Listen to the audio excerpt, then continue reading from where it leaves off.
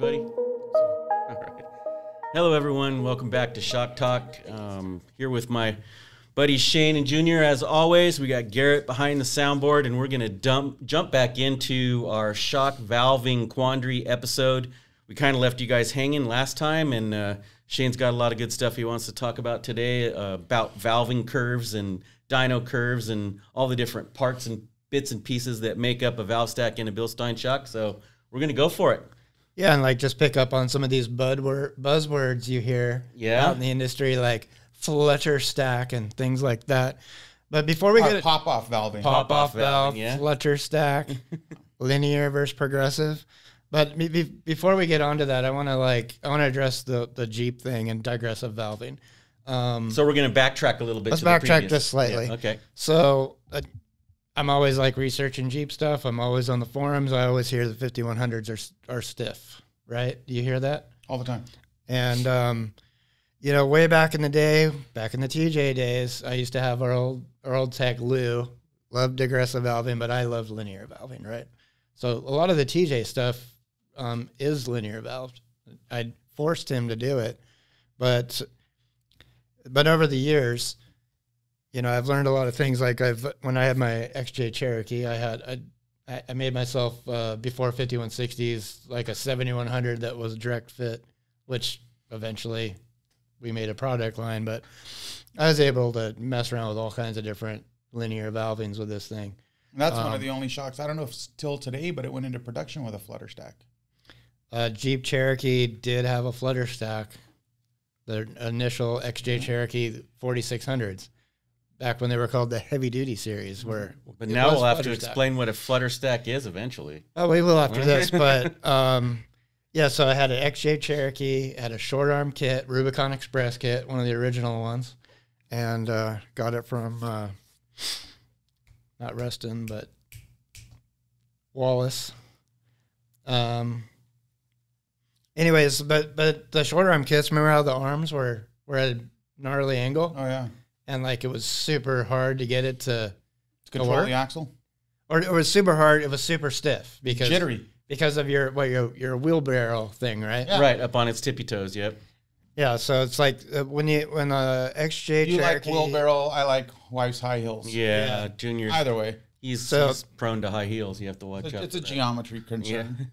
Yeah. So on an XJ Cherokee, if you had a 3.5-inch lift, the control arm was at a gnarly angle, pretty steep, and instead of the initial reaction when you would impact something, is it would want to just shove the energy would kind of go into the chassis, and it would just be harsh, right? Wouldn't move. And it was harsher because it wasn't cab on chassis, so you didn't have the body mounts to absorb some of that isolation, right? So whereas a TJ or a TJ or a YJ or a ZJ had a frame.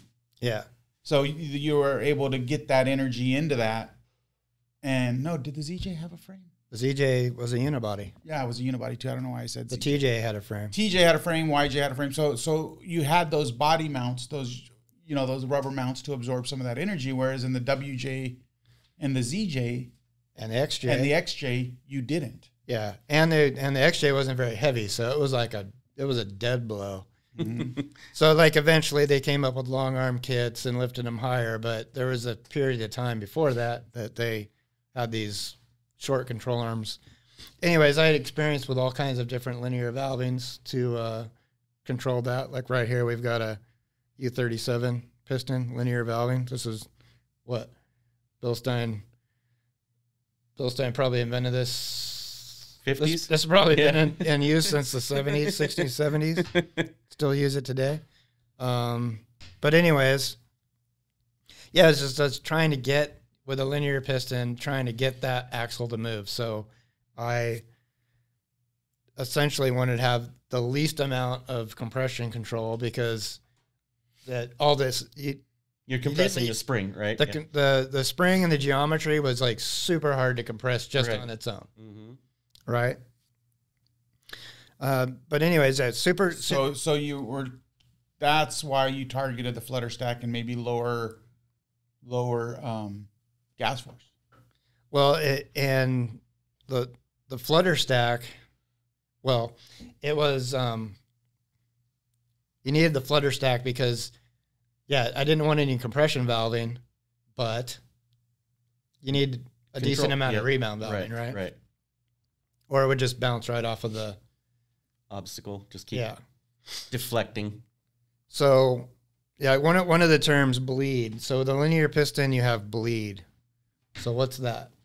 Bleed to me is bypassing around the stack. Yes. So bleed flows both ways. And like in the U37, you'd actually take a little shim like this, and then you'd have the cover. And the bleed was the shim underneath the cover. Right. Mm-hmm. So, yeah, but the thing with bleed is if you need a certain rebound number or a certain rebound, but you needed to have more bleed, you would have to, if you change the bleed if you wanted compression to be soft and you change the bleed on the compression, it would actually flow through on the rebound too. It would affect the other circuit. So it was a negative effect on one side and a positive effect on the other. So with a flutter stack, you could... Which is often referred to as a poor man's bypass. Exactly. With a flutter stack is you have a cover, then you've got a little shim in between the cover and then the next plate, right?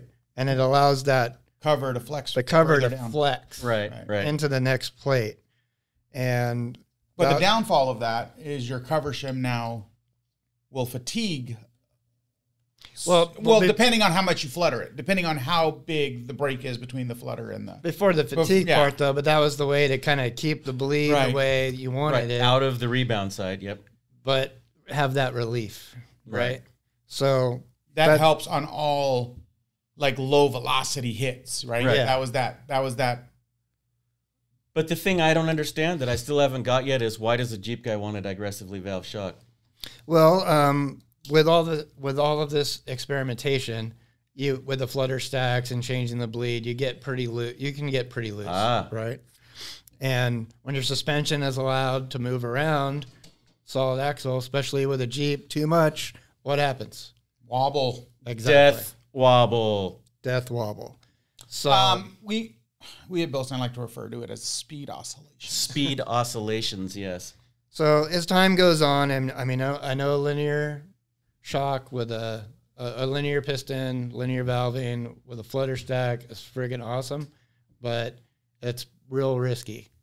If you've got a linear piston and it's just allowed to move around because too much, it now allows the poor geometry to have an avenue to lead you into the wobbles. Well, there's just no control. I mean, it's like you think of a NASCAR, right? Which is fine if you're building totally something loose. Yeah, that's just fine if you're building something to tow out Takatiwa wells all the time. Right. I mean, fine, but something that gets on the street. Oh, I think it's better if you've got a Jeep, you've got a lift kit, you bought this lift kit, you bought this Jeep. Like, you really want something that's reliable. Right. And death wobble is, like... Not good. Not good. But there's also other ways to correct death wobble and still get a compliant shock absorber on there. You could, you can do like a Kuriani rock and firm it up that way. There's so sway many bars, ways right? to... Well, that's why the long arm was good. Yeah. Because if you did a long arm, it was magically got more compliant. Yeah, and less death wobble. Well, I mean, you can still get death wobble, but you can have a tighter shock and have just a smoother ride. Right. So, because the geometry, you're putting the geometry back to how it was stock. Yeah. So when we're tuning these vehicles, when we're tuning a Jeep, I would agree with our tune. It's the most reliable, the safest, and it's going to keep you out of that situation. And that's better. That's BILSTEIN's tuning edict. I mean, we have to have a safe, reliable setup. Well, this is why we're probably one of the only companies that will get emails in the inbox and said, hey, my death wobble's back. I put 5100s on my Jeep or my 05 F250, and the wobble went away. And now it's back after 5 years. So what they don't understand is they just band-aided an issue, and our shock was good enough to band-aid it. It offered enough control to Band-Aid the death wobble. Not understanding that there's a different concern here. Like your concern is there's a real cause behind all of it. Yeah. So you got either a geometry issue, you got, you know, a worn track bar, you got a loose track bar, you got your Yeah, I mean, shocks don't cause death wobble, but if your shock is loose, whatever that shortcoming is it could Band-Aid it. Just like a steering damper. Yeah, I like to tell people, hey, steering dampers don't cause death wobble and they don't correct death wobble. Right. They don't do either of those things. They're just there mask it. They're there to isolate the steering, yeah. right? So when someone says I put a steering damper on and my death wobble went away, it was good enough to mask it. That's what it was. Exactly. It was good enough to mask it. And that's why a lot, like let's jump on the steering damper real quick. A lot of people say, hey, I bought a steering damper, I pushed the piston rod in and it's coming back out. Bilstein's probably one of the only manufacturers that add gas force to a steering damper. It's not a 50-50 split valving, right? Because we kind of work out some of the pull. Well, some of the pull. We work the natural pull and out. built it into the car's factory alignment spec. Best we can. The best we can. So if you can't adjust caster on the vehicle, you're probably going to have a pull, right? So if your alignment is to factory specification and our damper, you put our steering damper on there and it pulls, that means your alignment's not to specification, right? Because people don't understand that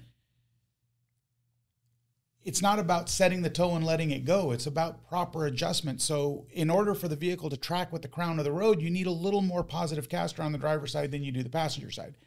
And that's what our steering damper typically corrects. Yeah. Right? Yeah. So anyhow. Before we move on from steering damper, monotube steering damper versus a twin tube. So you get a twin tube steering damper. And you get a that doesn't have a pull. Right. What people don't know, a twin tube has to be body down or it won't work. Correct. Mm-hmm. You're just pushing air through the piston if it's laying on its side. If it's laying on its side, half that piston is going through air. Yep. So a twin tube, although it may not have any gas force or it may not have any That's a true Band-Aid. It's just cosmetic at that point. It's not doing anything. That's not as effective as a monotube, especially when you got big tires. You know? I mean, they do their job. They don't do it well. Right. Exactly. Right. So it's just like a twin tube, like a wheel damper. A twin tube doesn't do their job as well as a monotube. However, like we touched on before, but with the wheel damper, at least it's straight up and down, and the piston's moving through oil, not air. Right. So, but at the same time, not every consumer, not everyone is a monotube customer. No, we talked about that. Yeah, it's true. Yeah, but back to it. It's and you said this on the last episode. But you had some kind of vehicle and you put 5100. You had like some Donahoe shocks and it was like going crazy and oscillating. And then you did a 5100 and you just lowered the gas pressure. Mm-hmm. You know, I mean, in my opinion, I'd rather have for the street, because that's where the wobbles happen, on the street only, pretty much. I'd rather have, you know, the least amount of chance of that happening, especially if I'm driving 6 hours away from home. You don't want to get at 60 miles an hour. Yeah. Look, so let's touch on the death wobble. Like now that we're here, let's touch on it because we get a lot of questions on death wobble. Death wobble is a speed oscillation that can be caused by 1.7 million things in your suspension. Exactly. Anything that's worn out. But typically, when you take it to a shop that isn't a specialty shop, like you can't take your vehicle to just a standard mechanic and ask them why it's wobbling, right? Because they're automatically going to blame the steering stabilizer. That's just the first thing. Or the tire wheel balance, or the wheel itself, or worn steering components. So the leading cause of death wobble is caster. Oh, yeah. Yeah, caster is the leading cause of death wobble. This is when you don't have enough positive caster to track with the crown of the road, right? So the vehicle's track, it's not tracking straight. And when it's not tracking straight, it's going to fight itself, right? So hopefully people can get something out of this. A steering damper or wheel damper will not cause or correct a death wobble. If your wheel damper and your steering damper is correcting it, that's just how good the product is, but it will come back. Yep. Mm-hmm. It will come back. So If you're suffering a death wobble issue, find a good alignment shop. On a vehicle like a 2005 and up Super Duty, it's likely that's when they switched to coil spring and they used a ball joint on the track bar on the axle side. It's worn out. That's bad. That's the leading issue with that vehicle. If you got a JK and you got a death wobble, likely it's your drag link. Likely it's the rod end on the steering knuckle at the drag link. That's likely the problem. Don't snug these things up, replace them. Yeah. So death wobble is two things: worn parts or a geometry issue. Yes. It is not a steering damper and it's not a shock absorber. It's not. But like we said, a little tighter valve shock, a digressive valve shock is better at masking things that are loose because it doesn't allow that. It doesn't get that oscillation. 100%. It keeps it at bay a little bit. Remember my old 100 series? And the thing about it is, like you said, with the tire pressure, okay, your suspension's a little tighter. It's going to mask a lot of different things. It's going to feel better, less fatiguing. It's not going to be like a boat. But, you might feel the road a little bit more. Mm-hmm. But when you get off-road, what do? You air down. So air down to 15 PSI, and any of that harshness is going to go away. Yeah, because of the deflection in the tire. My 100 series Land Cruiser, we put shocks on that thing. That's where we used my old 100 series to engineer the 5160 for the 100 series Land Cruiser. Everything in the front end of that car was worn out. Every single component. I think the top sway bar bushing was missing on the top of the sway bar side. It was gone. It is just gone. Making noise, rattling. Brandon tuned the 5160 so well, the noise went away. And I didn't have to correct it. That's insane. The noise, after Brandon messed with that car, all the little noises went away. And I was like, perfect. I was going to have to do sway bar links because I know they're missing, but now I don't have to. Right. And I put some shocks on a 1967 like Chevy C10 long bed pickup truck with coil springs in the back and digressively valved. But anyways, before we put the shocks on, it felt like the car was going to fall apart. Right. Like making all kinds of noise. Like Yeah. like the suspension's falling off. And I put the shocks on. Obviously, it's an old car. No more noise. Mm-hmm. All gone. This is another. It's like crazy. This is another thing to get into now that we're talking about this. Is guys saying that I tow with my vehicle? What's better, a 4600 or a 5100? Nah, there's no difference in the shock, right? Outside of maybe a tune. Construction wise, they're the same. Correct. Yeah. The reason why BILSTEINs in the rear of a half-ton, three-quarter-ton, one-ton truck feel so much better is because they're monotube and they're high-pressure gas force. So that's actually, it's working against the load, right? Whereas if you put a twin-tube shock in there, it's going to do nothing for the rebound of it. It's not going to control any of the rebound. Right. That's a big reason why our shocks tow so well, right? But they also, it's all control, man. It's all control. Well, that's the exemplification of the gas spring effect that makes it such a great towing piece, right? Because as that shock gets into its travel, it compresses the gas a little bit, and it, like Junior said, it naturally wants to fight back and hold the weight of the vehicle up. So an additional selling point to a guy using it on a tow vehicle, but it's kind of like naturally there on the gas pressurized monotube. Hey, let's stay on the tow vehicle topic because there's a really trick valving we did for the Leaf Spring Super Duties 99 to 04. Yeah. So BILSTEIN has a technology. We call this COB piston, which stands for compression only bypass. Right. And actually you can turn it around and you can have it on rebound or compression. But basically, we talked about bleed earlier. Right. So BILSTEIN devised this piston. I believe it's patented. It has an actual check valve, so it checks bleed. So you don't. Does it use a spring like that? Yes, it does. So it allows it so that you can have complete isolation on bleed from one side to the next. So bleed actually isn't free bleed anymore. Right. It's controlled by the spring. Yep. So this is on a 60 millimeter piston, and you've got like a little spring like that. And then this thing goes in there, right? And then this is the actual check valve. Check valve, right? And so we can get those in different thicknesses as well, right? Or actually, I just did that upside down. Which is kind of like what, Shane?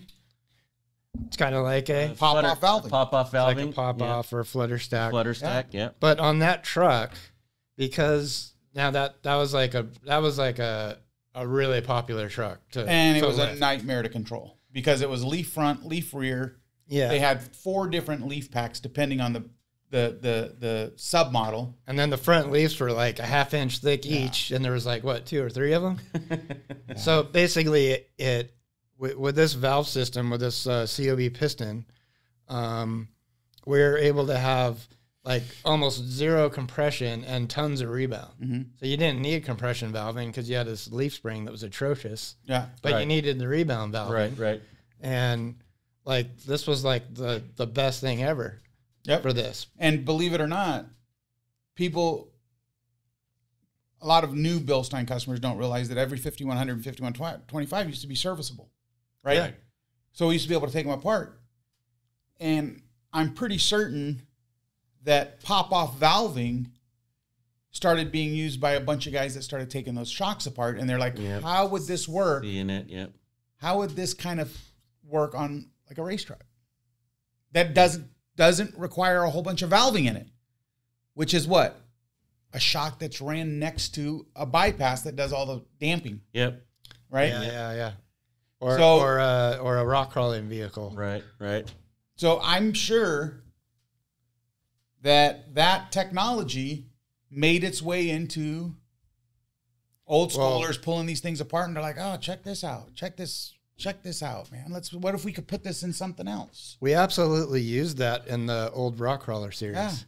Yeah. Because back in the day when people started putting coilovers on millimeter, because you didn't want any additional tension on the compression side, but you also wanted it to engage that rebound. You wanted it to stick. Yeah. So when rock crawling first started, and when they started putting coilovers on, I just realized something, man. Back in the ARCA days, we're really dating ourselves. Well, the first rock crawler tube rock crawler, I think, was the Scorpion. Remember that? Oh yeah. And it had the airbags, and that thing was crazy. But then there's still one that goes out to TDS all the time. Yep. Yeah, so coilovers came. We made a 17-inch travel coilover, and we sold a lot of these things back in the day to 46 millimeter rock crawler. Yep. Yeah, so digressive. But before that we had spider valving. Before that we had like a linear valving, and what would happen is they would because linear had too much bleed in it, and they wouldn't stay. Yeah, like they'd go and they'd drop off of a rock, and it would bounce, and then a couple times and oscillate back and forth. So we use this digressive valving with this check valve to basically make it stick. So you would think for rock crawling you want a soft valving, right? You don't. You want a super stiff valving so that any movement, sudden movement, you stay. That's a misconception. That's a big misconception. I'm glad you touched on that, because guys that are building like YJs, or guys that are building like spring over YJs or old CJs, they're like, oh, I'm already fighting a stiff spring. Why do I want the shock to have a ton of valving in it? Because it's just fighting each other. Because no, it's not. The shock controls the spring. The shock controls. Otherwise, you're going to bounce 10 feet up in the air. Correct. Every time so you don't. Off a rock. Although it sounds right, it's an easy sell when you say, hey, just put any sort of hydraulic shock on here because you don't need any damping because the spring's stiff enough. The stiffer the spring, the higher the valving you need. The higher rates of damping you need to control the higher spring energy that's being produced, right? Yeah.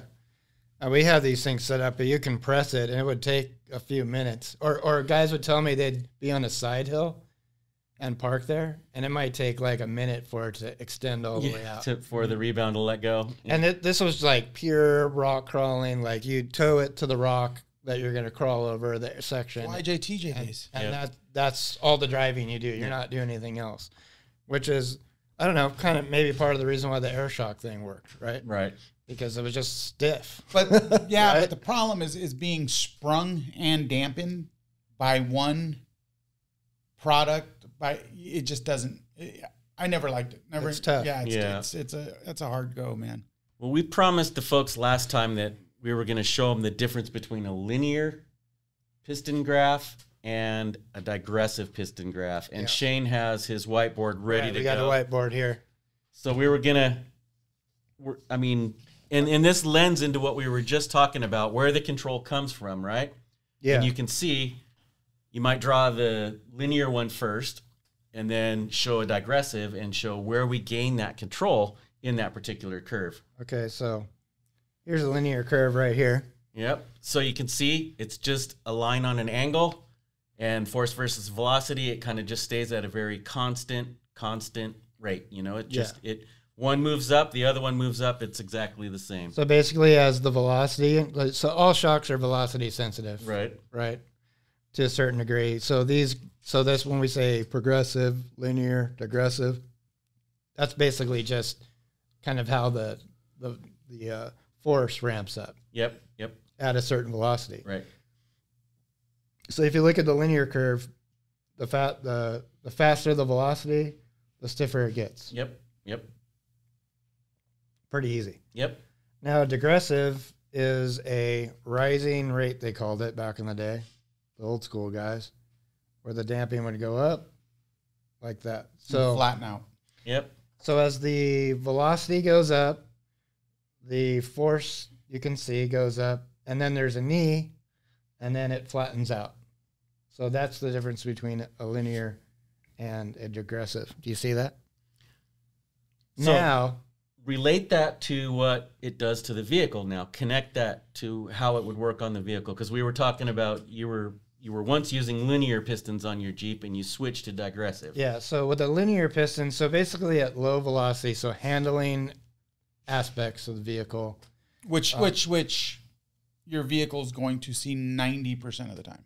So that would be cornering. Mm-hmm. It would be this like control NVH, like right. Small suspension. There's no movements. control. But let's just say cornering. So cornering, when you go into a corner, it's a low velocity movement. So you can see, let's just say right here, this is low velocity, low, and then let's just say this is high over here. So maybe up to this point, you've got low velocity. So when you're going around a corner with a linear piston, you can see that the digressive has a lot more control for that. Yep. So the linear, you're going to be rolling into the corner. Body roll. Mm-hmm. With a digressive, it's going to control that. So that's just kind of a basic little thing. Do you see that? So a word that I like to use is a word that I use a lot over. That's the UTV. Can you get him to like shut that off? Can you hear that? Are you kidding? I can feel it. Well, now you know, folks, that we broadcast live. So anyway, a lot of this, what I like to refer to as control compliance, and this is where I've mentioned: are you a driver? Are you a commuter? Yeah. Right. Commuters likely going to not care too much about the body roll. That's what they're typically used to, right? Yeah. A driver, he wants it to stick. Yeah. Wants it to stick. Wants the compliance. And so I think, guys, what we're trying to get at is there's a lot of data out there that's incorrect. Visually, we can actually show the difference between the two pistons as well. So the digressive piston is made out of sintered metal, and the ports, they don't actually pass straight through, or with like a linear piston, you can see this just holes drilled in the piston with little tapers on each side. So you can see how we can create a deflective disc curve, a digressive curve with this piston versus this one, which would pick up a linear curve. And we can actually build in different rates of control into each one of those. But there's a visual example of the two different styles of pistons that we use to make these two different valve stacks. Yeah. Now I had a question. Can you build a digressive stack on a linear piston? I don't believe so. You could tune it to behave, kind of. Right, but you're going to give something up compared to using the right. You would need flutter stacks. You need flutter stacks. Yeah. We put flutter stacks in everything tune here. a digressive piston to behave linear. Yeah, Exactly. yeah, we talked about that. It just came into my mind. I was like, hey, I wonder if you could make this act digressive, but it would be more work than it's worth. Why not just use the right piston, right? Right. Yeah. That's Yep. The main thing with the digressive, there's two things that are different about it. The digressive, so the linear piston, you have a pyramid valve stack like these things here, or you have larger discs and then they stack down, and it essentially stacks on a flat surface. The digressive piston is actually concave in a way, and you actually preload the valve stack. So you've got a pyramid valve stack on a digressive piston, but you preload it, and that's what creates this knee. Yeah, so I can't really show it with the camera, but there's this ridge here that this valve shim will sit on, and when we tighten the nut down, it actually creates a spring force over those ports, right? And that's what you're talking about. So on a digressive piston, if you can build up underneath the cover disc here with little shims, assortment of these little shims. Create different preloads. So where you can make this flat, and then you don't have preload, and then all of a sudden now you've got a linear curve out of a digressive piston. Right. Yeah, that makes total sense. Now, one of the things on for off-roading, you're not super concerned about body roll in a way. You kind of want it to body roll a little bit, but it's not as big of a concern that it is on the street, right? So, I mean, if you're trudging around a Jeep and you got a linear piston, the linear piston's gonna kind of soak up a lot of that nibbly stuff a little better. But once you get onto the street, now you're rolling and it's annoying. And why not have the best of both worlds in an off-road car? Why not do? Yeah. Why not be able to drive do a digressive coilover and actually rely on a good sway bar to do your sway Exactly. control? Yeah. You know what I mean? Rather than having your shock do a function that it's really not intended to do. No, that makes total sense. But like I was saying earlier, we're mostly here to educate outside of just digressive sucks, right? Right. We want to educate the public on digressive versus linear and give you guys a better idea outside of, hey, linear is great, progressive valving's great, digressive's cheap and it sucks. Because that's absolutely not the case. Like we touched on last week, digressive takes a lot more talent to tune than a linear piston. Yeah, it's very sensitive, and you're going to pick up any mistake. There's a lot more to it. Mm-hmm. There's a lot more shims associated with it. There's preloads. Well, I think that they each have their this little guy right here. This is a bleed shim on a digressive. And this comes in different cutouts, different thicknesses. Yep, different levels. Like that one has more cutouts than this one, so this one's going to create more bleed. There's more places for the oil to bypass around. But that's hard to understand. In a linear piston, you've got these holes here. Right. The holes. See these little holes? That's the bleed. You drill the holes. Yeah, in the you just make piston. them bigger or smaller. That's pretty easy to understand. Yeah. These guys right here with the different cutouts. This one. That's digressive drilling. Yeah, digressive drilling. This one's got 6 or something. And then the control disc goes over the top of it, and we make the right amount of bleed passing through this area along with how much preload is on top of it. Essentially what it is it's way, way more tunable than a linear piston. Right. Way more. And like Junior said, it takes a lot more experience to do it right. And let's face it. There's way more options. Yeah. Let's face it. Most of the guys in today's market I feel they're going to appreciate the digressive valving, the digressive tune, simply because they're taking their car to a trailhead, driving it through the trail, and then driving it home. Yeah, it's way safer. Yeah. It's just more road control, more road feel, and again, it better road manners, and again, less shake. Yep. And if you have to maneuver, a safety maneuver, it leads back to that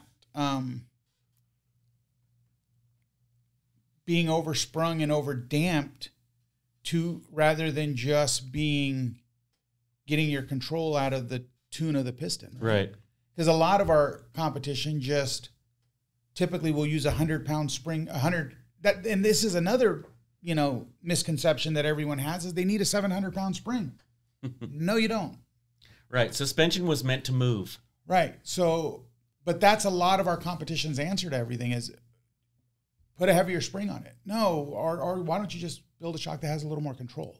Well, the idea is to free up the suspension so that it can move. There's no difference in stiffness from a spring versus a little bit more firmness from the way that it's damped. Right. And, you know, on the spring thing, you're only supposed to actually build in enough spring rate to hold the vehicle up, right? We don't want to tune with spring rate. Let's see. There was something here I wanted to look at. Oh. So what are these ports outside the preload ring? What do those do? Those are feeding into the opposite side. Ah, okay. So that's actually bypassing around the stack and going into the other side. And feeding through the center of here. Oh, yeah.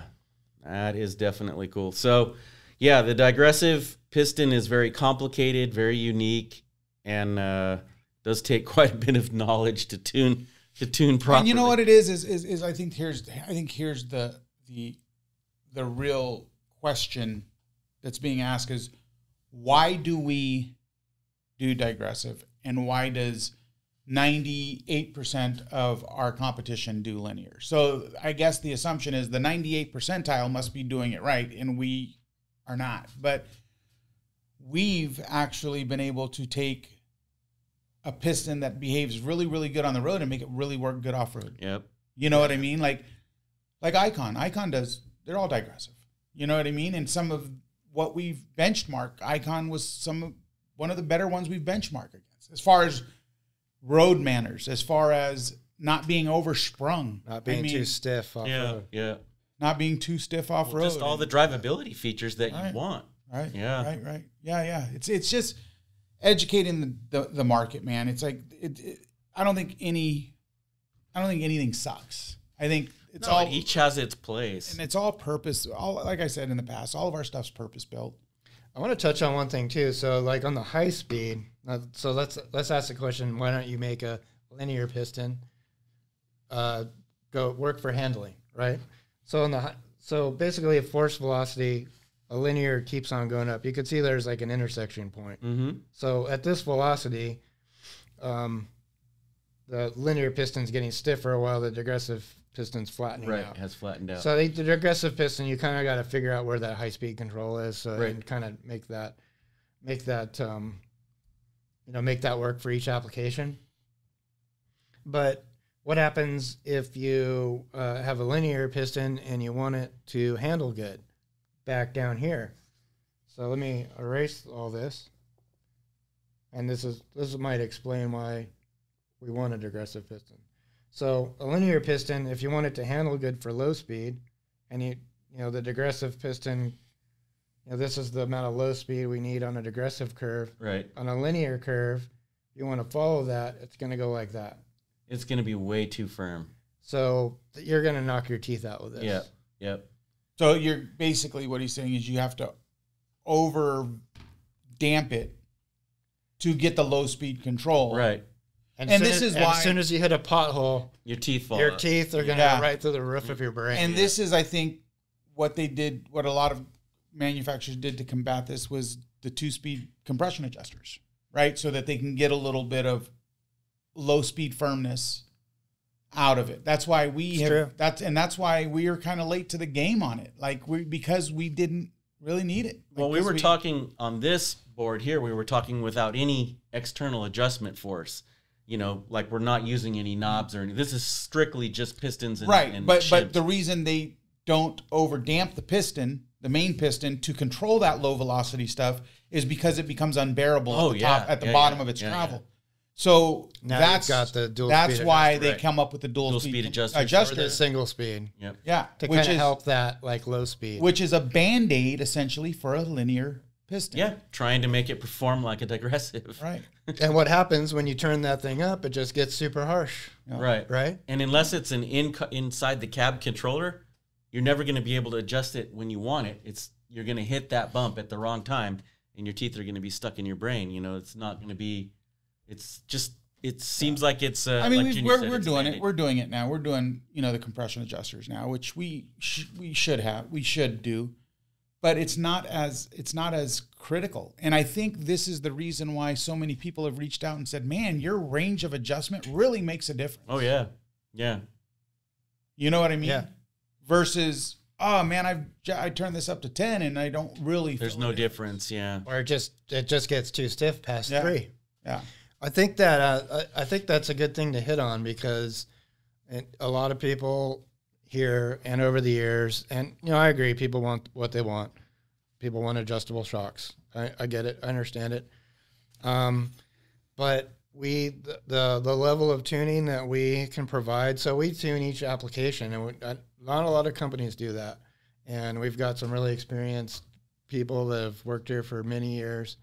And, from our standpoint, we can take a vehicle, tune a shock, and you don't need to adjust it. It is adjusted. People go, I want an adjustable shock. Well, these shocks are it's perfectly 100% adjustable. Yeah. And we adjust them for you. And we just got a good question that might help explain that. So let's just talk about our 8112 with the zone control stuff. What would a dyno graph look like using the JCO? Using an 80. Okay. The 8112, so let's say on the first stage of JCO, or maybe just through the different stages. You're talking about exponential changes in damping. Yeah, and I think people need to see, right? So now you've got a shock with 3 zones, right? We want to see an 8112. 8112, compression curve. Compression curve, yeah. Let's just say, so this would be an 8112. So basically, they have a digressive piston. Right. It is not as aggressive, leak 10. So it'll come up like this. Yep. And it'll level off. And that's just working on the main 60 millimeter piston right there. Yep. And then you're going to hit the first stage of JCO. Yep. It's going to jump up like that. Yep. And then you're going to hit stage 2, stage 3, which is there. And then it's just going to go like that. So to me, that's amazing that by just adding a second, in this case, the JCO, which again we'll call it an internal bump stop, if we will. It's a telescoping internal jounce. Hey, right. Show it. Right. So, basically, and there's valving everywhere. So this little surface, hits this surface and compresses the inner cup until it and then once that's fully compressed, it compresses the outer cup.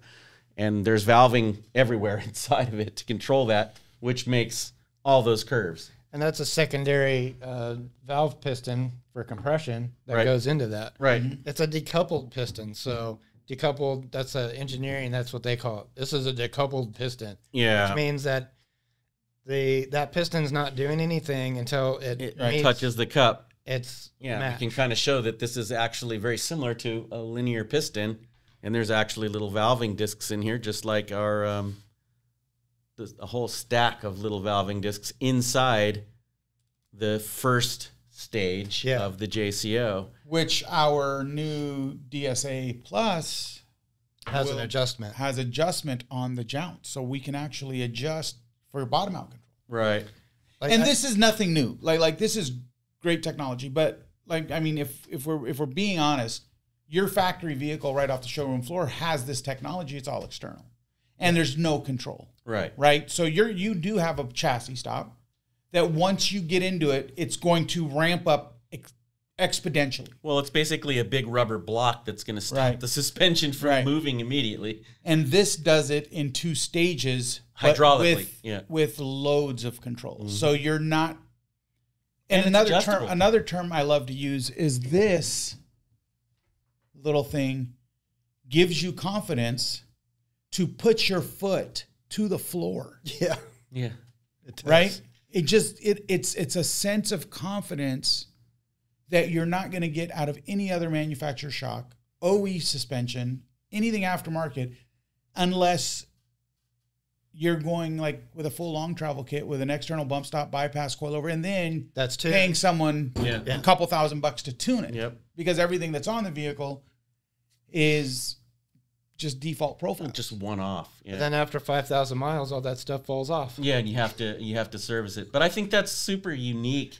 When I saw the 8112 stuff run on the dyno, and I saw it just a sharp edge, substantial. Yeah, it's substantial. On the JCO, it goes from really amazing. It goes from it's like from 1,200 newtons of force to 14,000 newtons of force. Just in this little in this little assembly right here. Back to the adjustment thing. Like, so we did like 8112s for Tacoma. We didn't have an adjuster. Probably should have, right? Because that's what everybody wants. But the argument is this technology is so great. Like, you can adjust it. You can adjust anything without this tech. You can adjust it all day.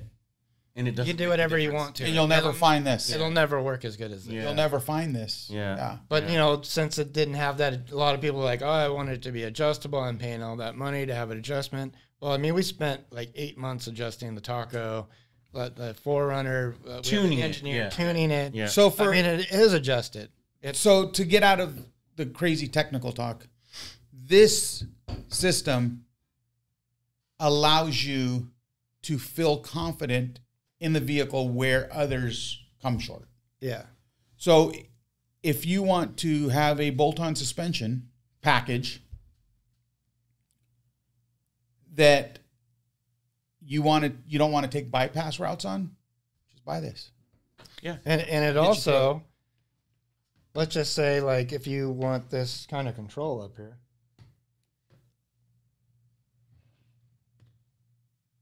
You know, and if you had a linear shock and you're trying to get this kind of control, let's start over again.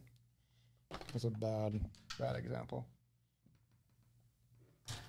So let's see. So a linear, if you're trying to get this kind of control like that, this digressive will go up like this. It'll jump up like this. And then get there at the very end. And eventually get there. Yeah. And what is that? What is that called? That's called comfort. That's called best of both worlds. Yeah, it is. Yeah. It's best of both worlds. You have your low velocity control, and you have all the ramp up control you need. Right. Yeah. Right. But you don't use the ramp up control unless you absolutely need it. Yeah. Whereas with a linear piston, it comes in right away. It comes in when you don't want it. Right. Exactly. Right. To get the kind of control you want out here, you're essentially it's going to be stiff right away. Yeah, you're sacrificing a lot of ride quality. The ramp up rate is exponential in linear, right? Because it doesn't give you any comfort on the way up. No. This is only going to be substantial when you engage the JCO. At the end of the travel. At the end of its travel. That we call what? Position sensitive valving. Yes. Yeah, that zone control. Which is far different than velocity sensitive. It's amazing. Well, have we beat this yet, or are we still gonna have another zone? I mean, I'm hoping we got through to some people. You know, and there's no wrong way of doing a shock, and there's no wrong way of liking a shock, right? If you like linear, then that's what you like. Yeah, you got. There's nothing. Go There's with linear. Yeah. Personally, I like it. Yeah. I love it. Well, some people are comfortable. Would rather have digressive. I want the low velocity control. Yeah. I think because I drive spirited, not only in the dirt, but I like to drive spirited on the road. With linear, you're unless, I mean, I shouldn't say this because there's tons of guys that drive aggressive on the road with linear, but they also like, you know, it's they like to feel the movement of the car and set it up into corners and right. So when you see these pre-runners on the road and they're getting into three-wheel motion and stuff just around the corner, that's lack of control. Yeah. That's cool and it's great. It looks super cool. It's cool but it's you're annoyed. It's lack of control. And we also have to remind everyone that we make linear shocks. Yeah, we're not totally against them. We just believe that they have their place in the world, generally in the racing side of things. But we do make linear shocks, and we know how to tune them as well. We just prefer, for most of our direct fit applications, to use the digressive You step. just get more out of it. Yeah. You get more. There's more benefits in a direct fit digressive shock than there is in a direct fit linear shock. Right. There's more just benefits. all around better. Yeah, more benefits. Yeah, and it's not anything but that. It's like, and this is where we've touched on whether you're a driver or a commuter, right? Like a driver wants a digressive piston. You know, a guy that's been into driving Camrys all his life, that guy wants a linear piston. That guy wants a twin tube shock. He wants to OEM shock. Yeah. He wants those tires to start chirping at 12 miles an hour around the corner. Right? Whereas a digressive piston is going to control that chassis. It's not going to give you the body lean, the rollover angles, all that stuff. The digressive piston's working to keep that chassis nice and flat. Like back when I was like doing Jeeps and putting linear valvings in them, my only concern was to drive off road, and I would deal with the ill effects on road. Because that's back when technology was either or, right? Yeah. We didn't have the technologies that we have today. Yeah, you didn't have 8112s and stuff like that. Yeah. One piece we didn't cover, and I'm curious by it, but what would we use that for? Now that's called a brake.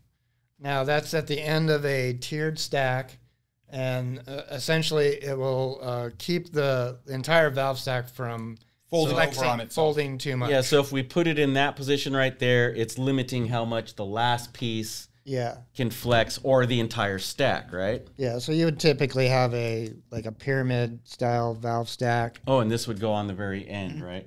And then so basically look at it like this. Every half-ton and three-quarter-ton truck comes from the factory with an overload spring. Right. That's an overload spring. So that overload spring is there. So when that spring flattens out, it doesn't invert itself. Right. Exactly. So that's an overload shim is basically. So this goes on here like this. So it keeps these shims from flexing too much. Right. And believe it or not, you see how one's got a beveled edge and one's flat? You can actually get a different damping curve by having the bevel the other way. Yeah, just because it would flex a little bit more. It allows more. Yeah. Now, some people call this, like especially in the racing world, a rate plate. Ah. And they would actually use this to hydraulic the valving. Like back in the old days before bump stops and before, maybe when coilovers just started. This rate plate, the terminology of that was something that these guys would use. And these come in different, they'd come in different diameters. Right. And could stick it out farther. And I think, but you had to be really good at what you were doing, man, because you hydraulicing to stop bottom out is different than hydraulicing to blow your body into 40 pieces. Yeah, or the car. If you get the rate plating wrong, you're going to hydraulic and blow the whole shock out. Yeah. I mean, into pieces. Yeah. Break the mounts off the vehicle and all kinds of stuff. There's a balance on that. So before we go too far away from that, what does hydraulic mean? Hydraulic means that the oil can no longer flow through the piston. So if you've got this valve stack and it's let me grab this. If this valve stack is completely flexed up against the rate plate. Right. So basically that's as big as it's going to get. And if the oil can't get through as big as that orifice would be with this all the way flexed out, then it hydraulics. So it stops the movement of the shock cold. It essentially becomes valving overcomes oil. Right. And at that point, it's a solid steel rod. Well, not really. Not really. It'll push it through. That's why the shock will explode. Right. Is because something will break. Inertia is very hard to control. Right.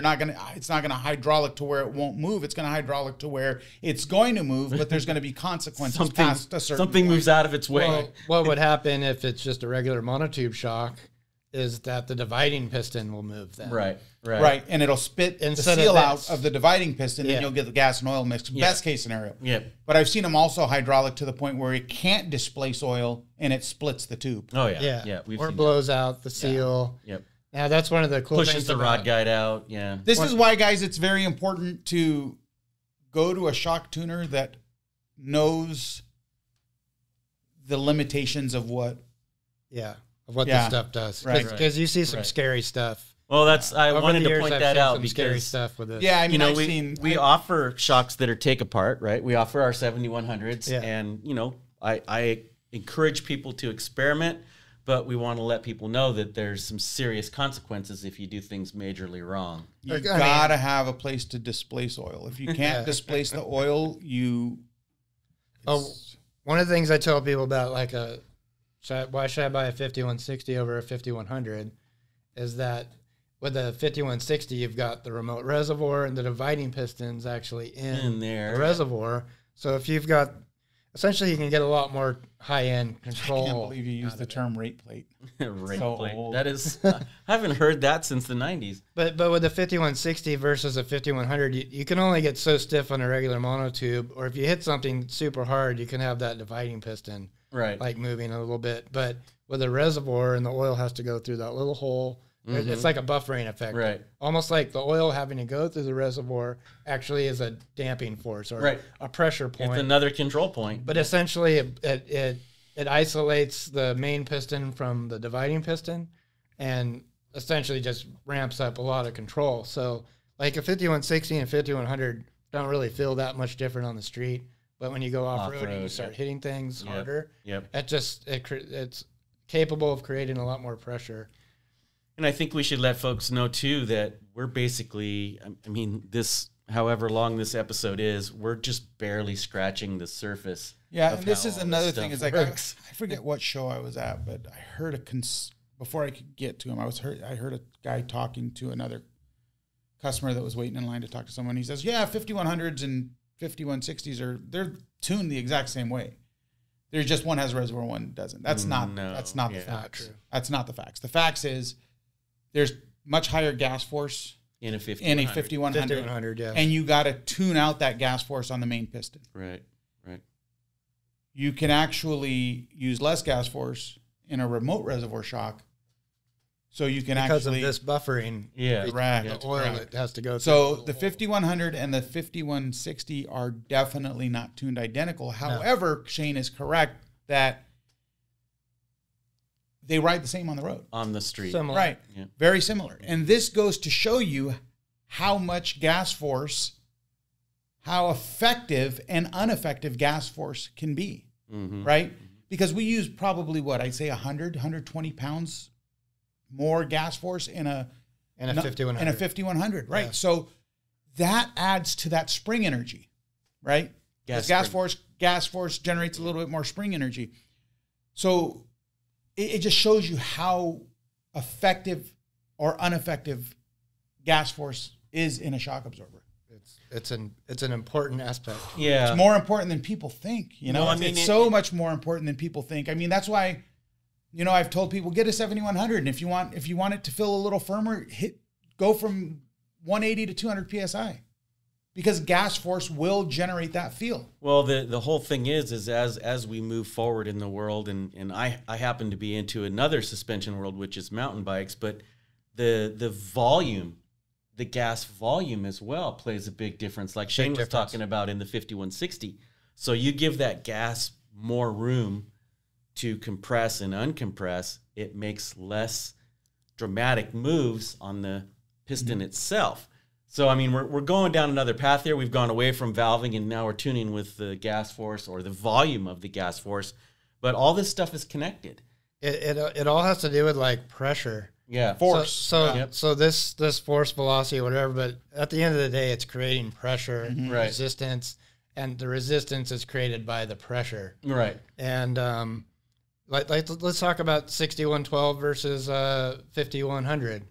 So of all things, I did a demo with a bunch of Tesla engineers a while ago, and I think it was best explained to me. We had all different types of vehicles, and this engineer from Tesla, very smart guy, was able to explain to me why a 60 millimeter feels better than a 46 millimeter damper, and it has to do with pressure and volume. So you can have the shocks, they create a certain amount of pressure to control that vehicle, but the 60 millimeter feels better.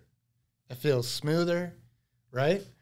And it's because it displaces this pressure over a larger piston, over a surface, in a larger body, over the oil. There's more oil. So 60. So even though it's creating the versus same 46. Yeah. So actually, that's 3-inch. That's 70. Okay, here's the 60. Yep, 60 versus 46. So footprint nearly twice the footprint or the volume of control. Let me see those two things. So it's very close to like a tire. Yeah. Right. Scrub ratio. Yep. Offset. You get your stock 265/70/17 on your 4Runner, and then you put a 285/70/17. Yep. Right. You feel more control. It's feel spreading more the load out. Yep. Right. It's footprint. You got more footprint damping the 60 mil shock than you do the 46 mil. 46 mils don't do a bad job of. No. I mean, these have been working in, not this one, but that one, have been working in 7100s to win races since the 60s, 70s, man. And that's a 46 millimeter digressive. That's in probably 85% of the products we make. That one right there. So, but you can translate it to anything to give the consumer a better idea of what we're talking about. It's like a tire. You get more footprint, you feel more control. Right. Right? You get more patch on the road. You take your 265 70 17 and you drive over this dip. You're going to feel it.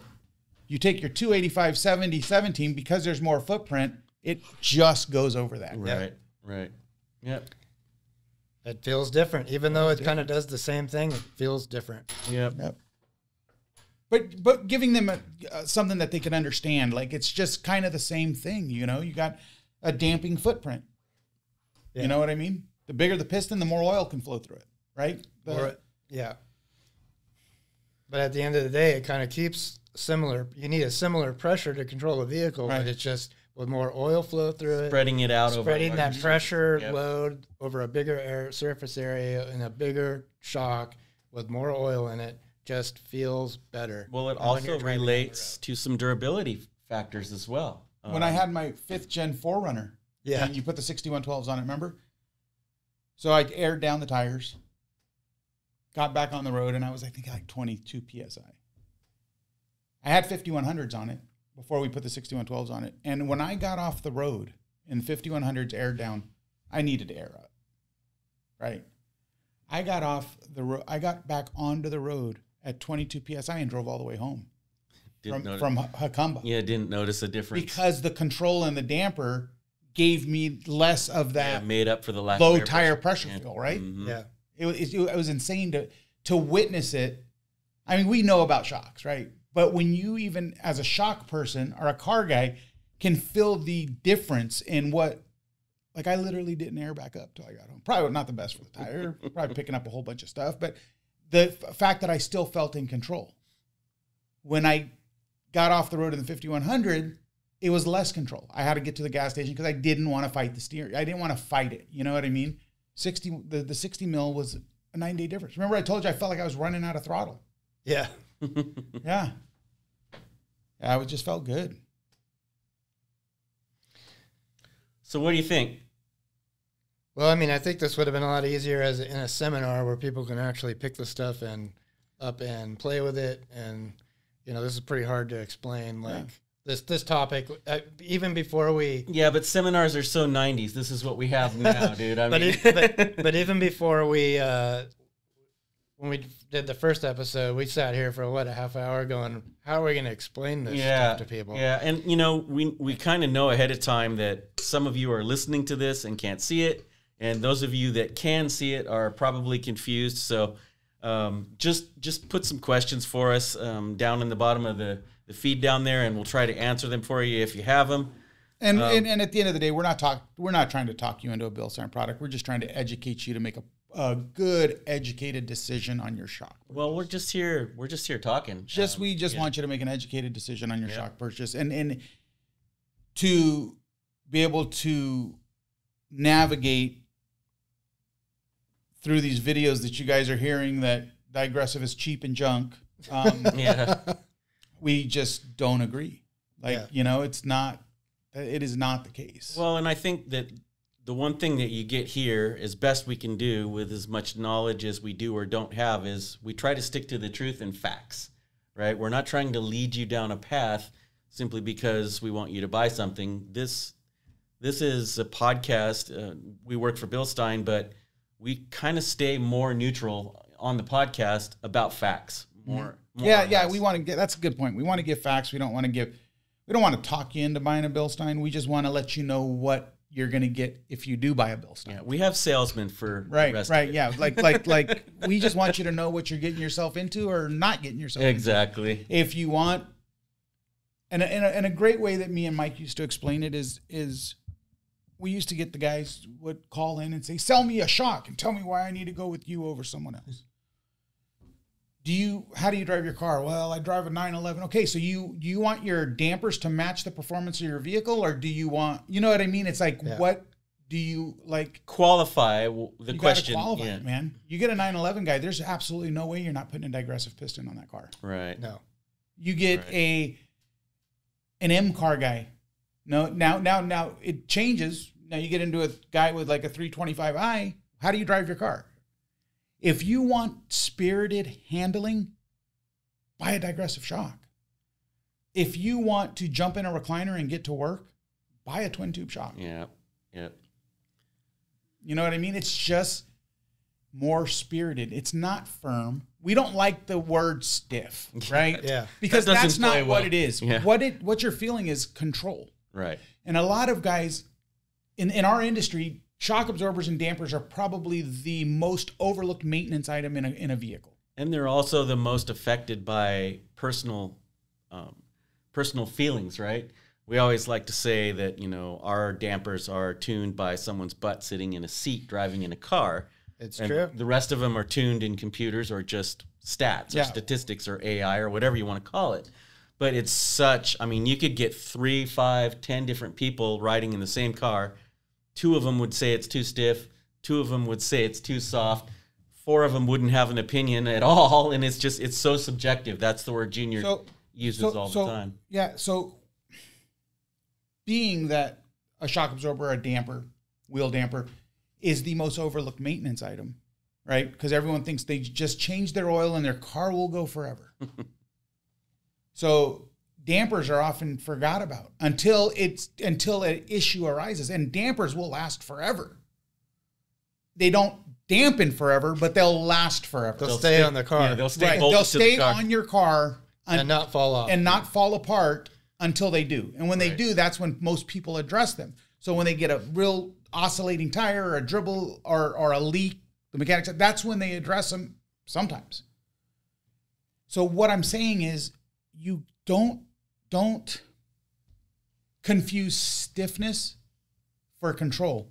Because you guys let your dampers go for so long, basically what you're feeling is how the car felt when it was new. Yeah. Right, putting fresh ones on. Yeah. Right, you know what I mean? Rather than... You're going from completely worn out to now it's refreshed. Clapped out, man. And you're used to how the not even low pressure gas force exists in these things anymore. And I don't think there's another part on the vehicle that you get that, like, let's say if you let your oil go too long, the engine just dies, right? It's not like shocks where it's this slow progression of wearing out. So you slowly become used to the degraded ride quality. You just get used to it. And there's really there's nothing else on your car that's going to wear that like that. I mean, tires might do that where they start off they feel really, really good when they're brand new. And, 4 years later with no tread on them, it starts to feel like, so I guess the closest. Well, tires, you're right, because tires is the first part of your suspension that contacts the ground. Right. But I think that people don't, you can look at a tire and see it's worn out. When the cords are showing through the tread, it's worn out. Or uneven wear, chopped up. But I mean, most people, they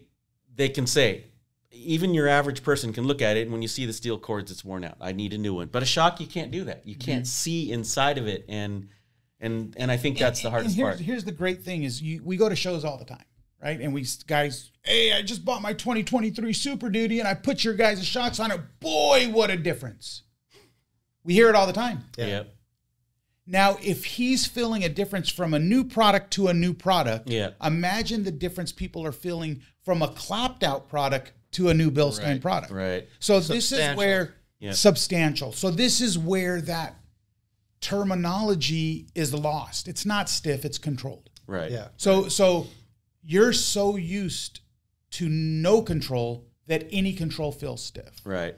Right. I like to use the word, instead of using the word stiff, I like to say without harshness. Right. Without it being harsh.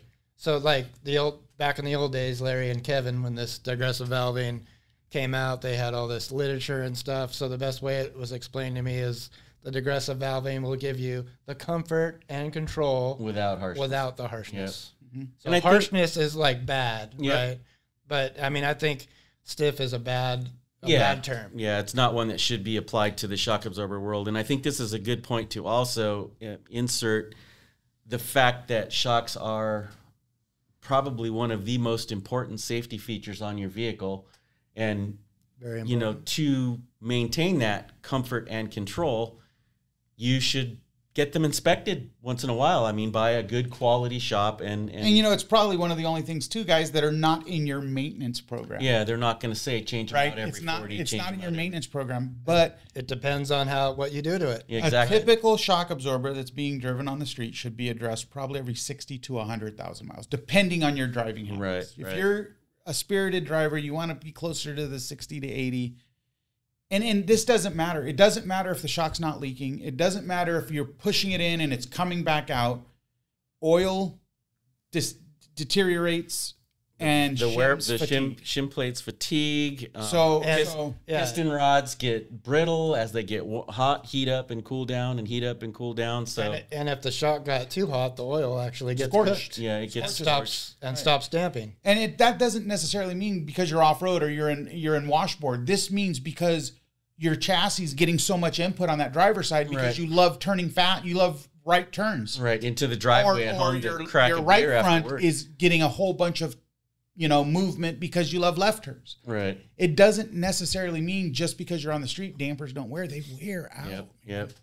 And we got to give some credit to the shops out there too. That's a tough call to make. I mean, most of them are doing a visual inspection, which would pick up leaks and dinged piston rods, and sometimes the burnt shock bodies or melted boots, which would be heat-induced things. But as far as real wear and tear, like normal wear and tear, that's very difficult to pick up without actually running the shock on a dyno. And like you said, it's one of those maintenance items that you really feel. Yeah. Like you can change your oil every 3,000 miles. There's no difference in how the vehicle rides. You can, unless you change your fuel pump, there's no difference unless you're going to a higher pressure fuel pump because you're running turbo or something like, you know what I mean? Right.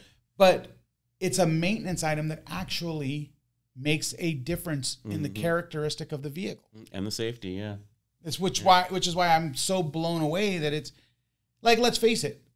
If it wasn't for new car sales, BILSTEIN wouldn't be very successful because no one replaces old shocks. So the guy pulls up in his 2023 Tacoma right next to his wife's Sienna,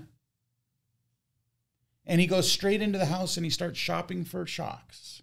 Yeah, exactly. Yeah, and the Sienna's got 100,000 miles on it. The Sienna has 230,000 miles on it and carries his kids. Yeah. But it has original shock. Yeah.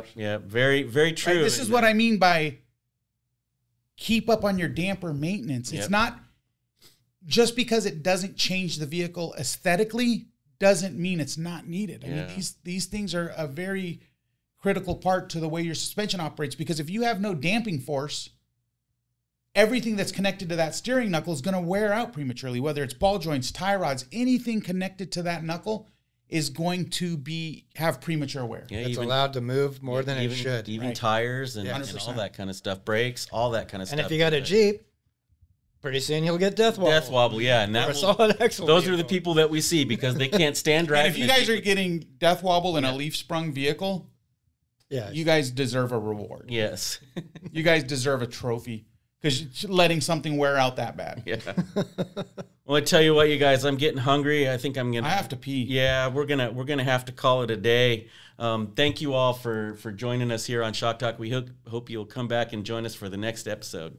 Shane, we need you to get glasses, bro. We know at your age, your sight we have to match. I've been thinking about it. You need it. You need it. Otherwise, we're gonna find someone else that's next episode. Shane will have glasses. Hey, that's actually probably a good.